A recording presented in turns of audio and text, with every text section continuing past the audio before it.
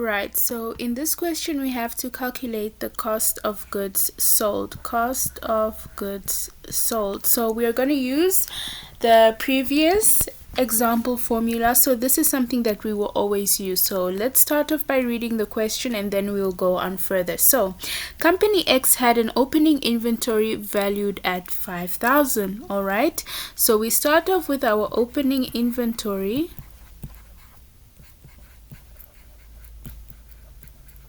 of 5,000.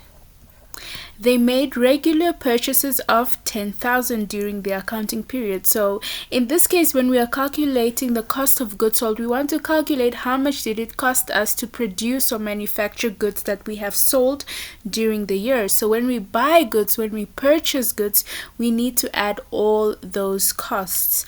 So we are going to add purchases, and purchases is 10,000. All right, so we are good. However, they returned 1,000 worth of goods due to defect. So in this case, we have to deduct the returns. Okay, so we have to deduct purchase returns. So whenever in your question you get purchase returns, remember to deduct it. But it's not good enough to remember to deduct it. But why? So when we're returning goods, we receive our refund.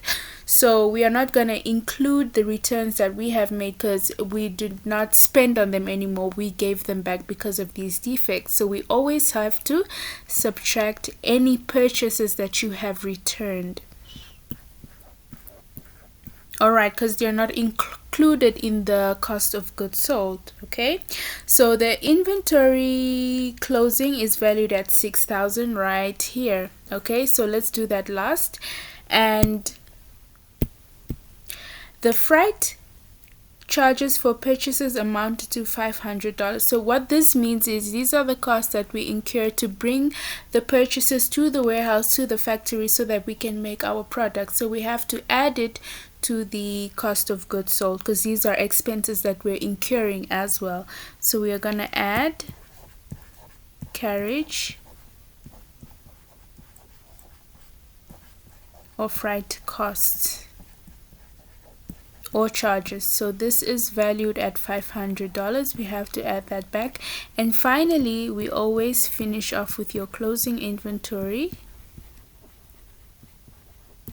and that is 6,000.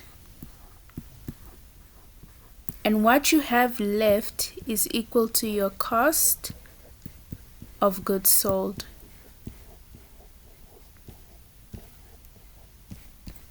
which will amount to 8,500. Thank you so much, and I hope you watched the previous video. Please go ahead and you'll see the basic structure of calculating your cost of goods sold. Leave comments down below on what you would like to see next, and do not forget to subscribe.